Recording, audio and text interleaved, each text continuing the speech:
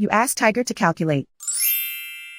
This deals with linear inequalities with one unknown. The final result is x smaller than 16. Let's solve it step by step. Simplify the expression. Expand the parentheses.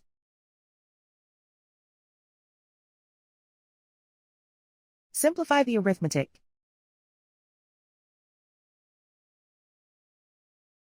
Group all constants on the right side of the inequality. Add 28 to both sides.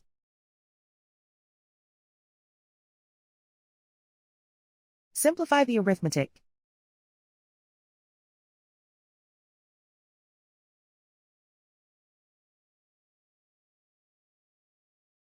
Isolate the x. Divide both sides by 7.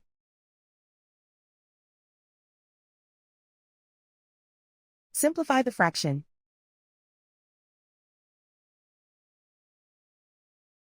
Find the greatest common factor of the numerator and denominator.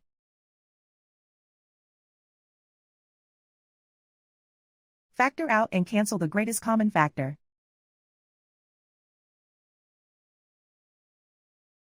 Plot the solution on a coordinate grid. And so the final result is x smaller than 16.